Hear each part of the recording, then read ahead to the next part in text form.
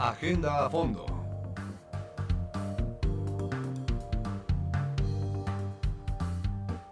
Pues ya estamos en nuestra agenda a fondo sobre el tema de seguridad con Eduardo Guerrero, quien es socio fundador de Lantia Consultores, y con el abogado general de nuestra Universidad Nacional Autónoma de México, Luis Raúl González Pérez. Acompáñenos.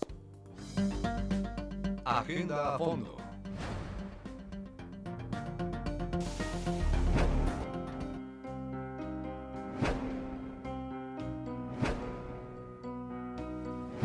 El tema de la seguridad se ha colocado en el centro de la agenda nacional.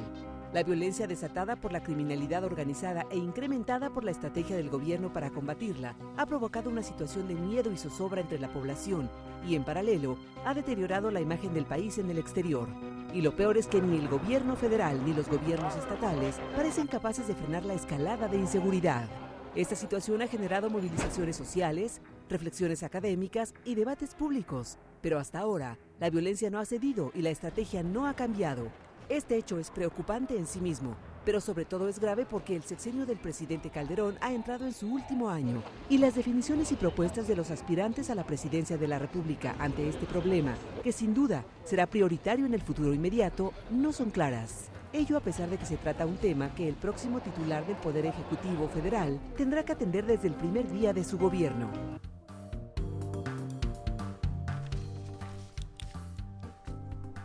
Pues muchas gracias por acompañarnos, Luis Raúl. Es un gusto tenerte aquí en Observatorio 2012. Lo mismo, Eduardo, pues el tema que vamos a tratar el día de hoy es uno de estos temas delicados, muy sensible, quizá uno de los más sentidos en la realidad mexicana del día de hoy. Y aquí, Eduardo, lo que nos gusta hacer para empezar el programa es un poco generar un diagnóstico de lo que está sucediendo. Y en el tema de seguridad, pues padecemos la violencia, padecemos las crisis de inseguridad todos, pero a veces me parece que se habla de que hay por un lado una criminalidad que tiene que ver con problemas de seguridad pública ordinaria, de los que suceden en todos los países del mundo, en todas las sociedades complejas, y que lo que nos ha venido a golpear en México es una criminalidad especial, una criminalidad de tipo organizado que pues desafía de otra manera no solamente a la sociedad, sino al Estado. ¿Es posible hacer esta distinción y en todo caso cuál sería el diagnóstico del presente en este tema tan sentido? Claro que sí, y gracias por la invitación. Yo lo que diría para empezar es que el año crucial donde aumenta abruptamente la violencia en México es 2008 y de hecho en el mes de mayo. Ahí hubo un crecimiento monstruoso de la violencia y básicamente muy concentrado en unos pocos municipios: Culiacán, Tijuana, Ciudad Juárez, Chihuahua. Esta violencia se fue transformando porque los cárteles, las grandes organizaciones criminales que lo generaban, enfrentamientos entre ellas, se fueron fragmentando, en buena medida por conflictos internos, pero también por la política de arresto de capos y de abatimiento de capos. Y esta división generó un fenómeno de fragmentación criminal y de dispersión de la violencia que ha cambiado la naturaleza del problema. Entonces ya no solamente tenemos conflictos y violencia generada por grandes organizaciones en estos pocos municipios. De hecho, lo que sucedió en 2010, que fue el año en donde se fragmentaron organizaciones muy importantes como los Beltrán Leiva y la familia michoacana, ahí ya la violencia empezó a aparecer en lugares donde antes no existía, Pedro, como Monterrey, como Cuernavaca. Tenemos un problema nuevo también en Acapulco, muy grave, que bueno que está mejorando durante los últimos meses. Y entonces tenemos un panorama mixto. Seguimos teniendo el problema de los cárteles. Hay 3 cárteles todavía grandes con capacidad para exportar droga a Estados Unidos, que son Sinaloa, o Cártel del Pacífico, como también le llaman, Zetas y Golfo, y tenemos una multitud de pequeñas organizaciones dedicadas sobre todo, esto sí, a problemas más de seguridad, a delitos vinculados con la seguridad pública, como sobre todo extorsión, que ha aparecido masivamente en el país. Esto lo detecta la última encuesta del INEGI que apareció hace 3 meses. O sea, hay un problema muy grave de extorsión vinculado con mafias locales. que extorsionan y también que tiene que ver con que la gente está demandando protección en áreas muy caóticas, muy violentas, problemas de secuestro muy grave, problemas de tráfico de personas, de trata de blancas y de robo con violencia de vehículos. Entonces tenemos este panorama mixto, un problema muy grave de ausencia de policías estatales y municipales sólidas, y a nivel federal sí se ha hecho un esfuerzo muy importante por fortalecer las policías. Han crecido en número y en calidad de unos alrededor de 20,000 policías a 35,000, un aumento muy importante en un periodo relativamente breve.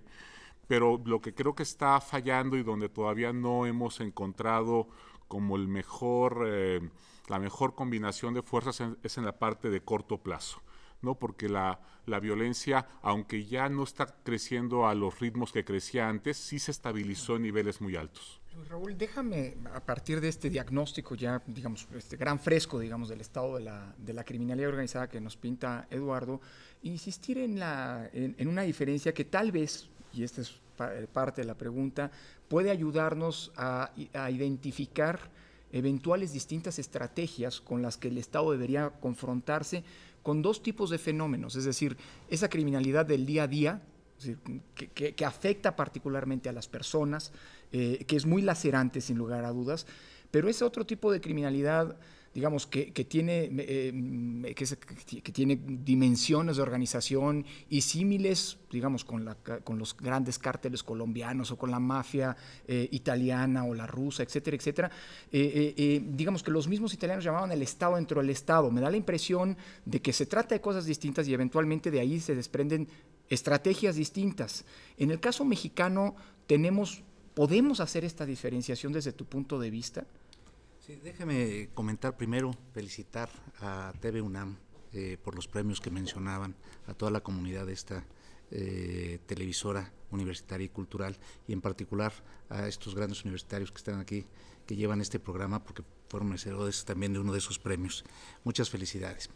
Tratando de responder a tu pregunta, es un problema complejo, efectivamente, y son dos dimensiones totalmente distintas, pero que efectivamente hay un momento de un cruce en algunos de esos delitos entre la delincuencia, vamos a llamarle ordinaria, y lo que hemos identificado como esa delincuencia organizada que se identifica con narcotráfico, robo de vehículos en gran escala, la propia extorsión que comentaba Eduardo, en alguna parte está estrechamente vinculada a este problema de crimen organizado.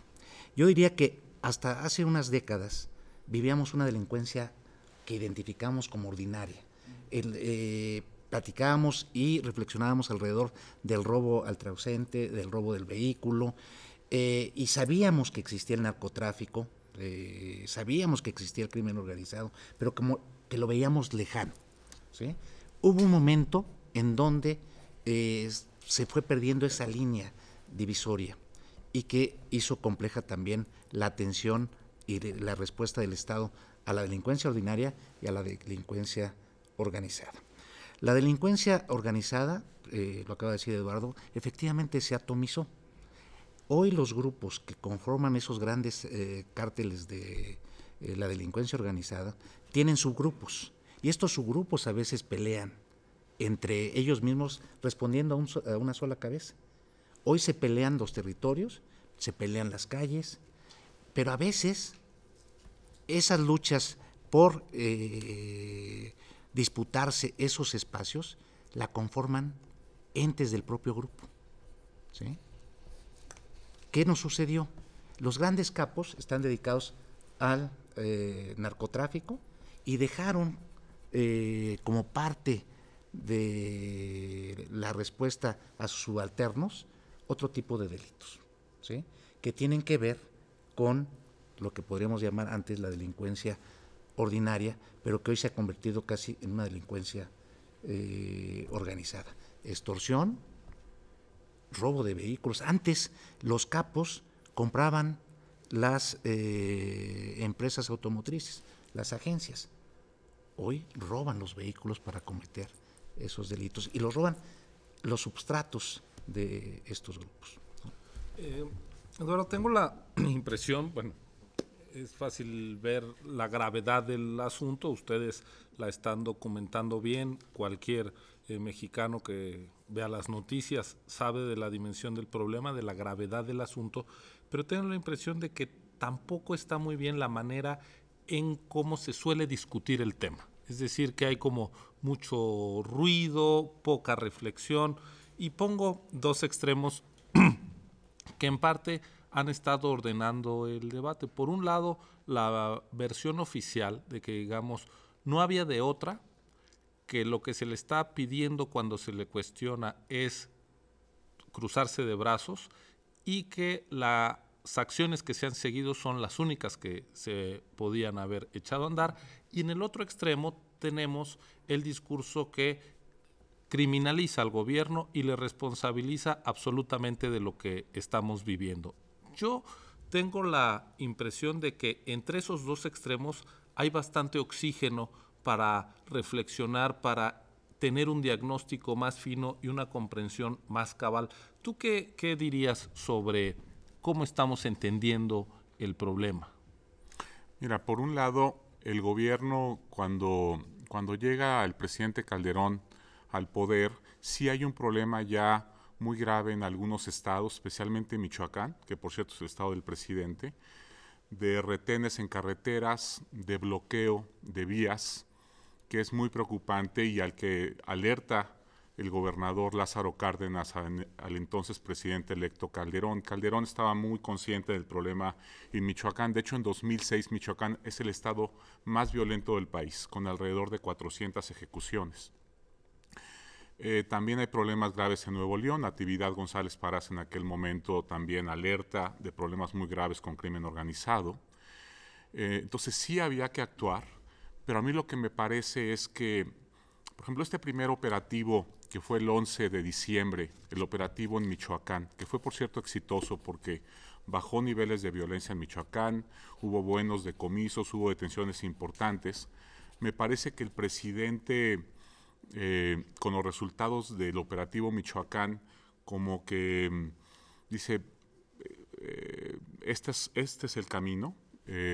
También sus niveles de aprobación aumentan en un momento también pues muy complicado para él, dadas las dificultades, los problemas políticos en el contexto enrarecido en el que él toma posesión, y entonces lanza otros operativos, varios en un tramo relativamente corto y ya no con los mismos resultados tan exitosos. En primer lugar porque ya el factor sorpresa desaparece, y también porque bueno, las organizaciones con las que había que lidiar en otros lugares eran más poderosas que la familia michoacana, ¿no? Entonces, bueno, sí había que actuar. Me parece que sí hay cierta precipitación inicial, y ahí lo que dice el gobierno es, enfrentábamos un escenario de tipo Escobar en Colombia, que me parece exagerado porque Colombia sí tiene enfrente organizaciones que están asesinando candidatos presidenciales, un procurador de la República. Aquí no estábamos en ese momento enfrentando tanta gravedad, ¿no? Ahora, el gobierno tenía que actuar. Me parece que la estrategia no fue la correcta, pero toma decisiones. En primer lugar, yo creo que tiene el acierto de darse cuenta que el problema de crimen organizado es muy grave y había que enfrentarlo. Y tiene la valentía y la audacia para hacerlo. También tiene la inteligencia para trabajar y fortalecer las instituciones de seguridad, policías. Hay un aumento importante del gasto, cosas que no se habían hecho antes. Donde yo creo que está la falla es en el corto plazo. Ahora, la violencia explota no solamente por la acción del gobierno, sino también por conflictos que se dan en las organizaciones criminales, ¿no? Esta última parte de la intervención de Eduardo nos ayuda ya a perfilar pues también un poco el otro tema del diagnóstico que no se puede evadir, que es el de las causas, Luis Raúl. Y en estas causas, bueno, hay unas que son de cajón y que todos conocemos, que tienen que ver con pues la ambición económica y el enorme negocio que suponen todas estas actividades ilícitas, no solo el narcotráfico, otras que tienen que ver con las armas, su tráfico y su venta y compra, y pues la frontera con los Estados Unidos, y sin duda, digamos, el tema como muy concreto del narcotráfico, las drogas y el consumo. Pero hay otra dimensión que se suele pasar por alto y que quizá valdría la pena detenernos en ellas en un minuto. No sé qué tanto hay una conexión directa, pero te lo preguntaría, ¿qué es la dimensión social? Es decir, la dimensión de las características de desigualdad, de fragmentación, de polarización social en México. ¿Qué tanto, Luis Raúl, esta forma parte, digamos, es parte de la agenda del diagnóstico de la inseguridad? Mira, yo creo que es fundamental que no puede soslayarse las condiciones socioeconómicas de un país como el que tenemos. Si bien la desigualdad y la pobreza han estado presentes en nuestro país, sin embargo, las condiciones que se generaron, digamos, en las últimas décadas, han hecho de la pobreza un crecimiento y el problema de la desigualdad igual. Y pensemos qué oportunidades pueden tener, por ejemplo, hablando de los jóvenes, cuando no hay una suficiente cobertura educativa y tampoco hay una suficiente cobertura de empleo. Que las opciones que quedan son o el comercio informal y la tentación de ser captados por el crimen organizado, por la delincuencia. Este factor me parece fundamental en el tratamiento y en el diagnóstico y en la elaboración de cualquier propuesta. ¿Qué pienso que debió valorarse adecuadamente? Uno, cualquier diagnóstico y cualquier estrategia debe ser revisable permanentemente. En ese sentido, desde luego todos estamos convencidos que tiene que combatirse el crimen organizado y hay que perseguir el delito y es un deber constitucional.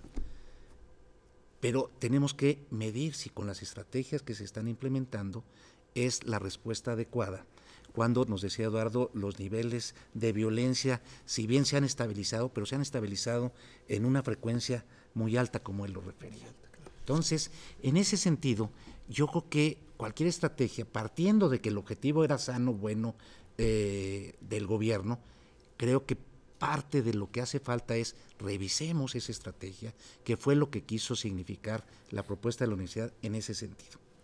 A reserva de volver justamente al documento de la universidad, que en buena medida se ha convertido en uno de los elementos más, de los puntos de referencia, digamos, del debate respecto a la idoneidad o no de la estrategia, sí me gustaría preguntarte un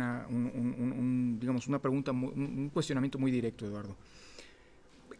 Que el fenómeno de la criminalidad organizada es un fenómeno multidimensional en el que también impacta de manera muy importante las condiciones sociales como un espacio medioambiental de contexto en el cual ésta se recrea.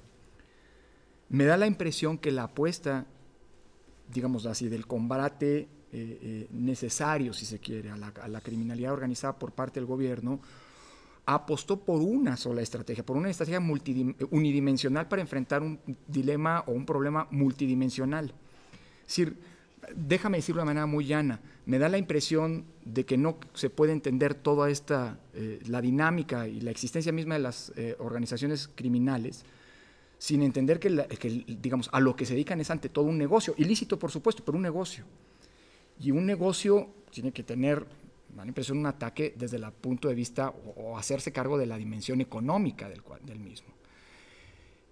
Parecería que la estrategia gubernamental ha apostado por la militarización, habida cuenta de que, como tú nos decías, las instituciones de policía eran instituciones poco confiables.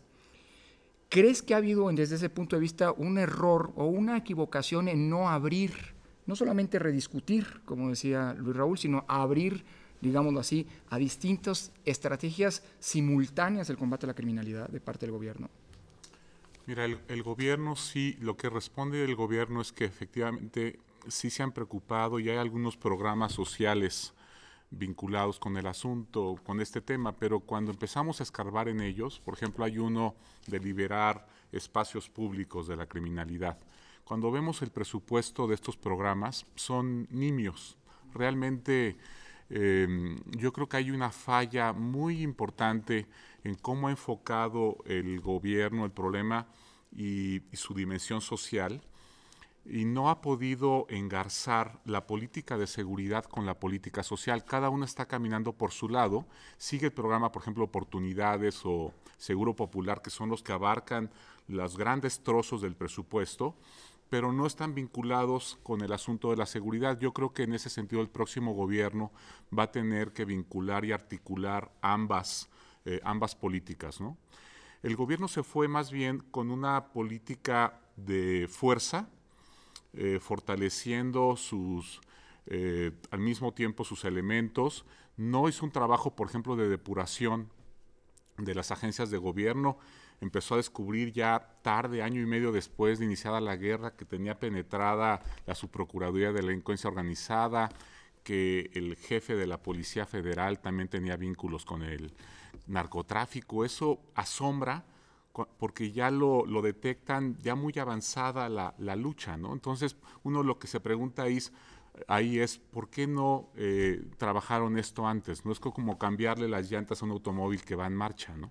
Pues ahí la gran pregunta es entonces qué va a tener que hacer la persona que asuma el mando del Ejecutivo, pues muy pronto, digamos. Ahora sí está a la vuelta de la esquina la renovación de la titularidad en el Ejecutivo, y este es un tema que no solo corresponde al presidente, faltaba más, corresponde además también a los gobernadores de los estados y a otros actores políticos y sociales, pero para trazar esa agenda de acciones a llevar a cabo, digamos, esta carta de navegación está destinado a nuestro próximo bloque. Acompáñenos, ya volvemos después de un corte a trazar la ruta estratégica de las medidas que ojalá se deben de implementar para enfrentar el problema de inseguridad en México.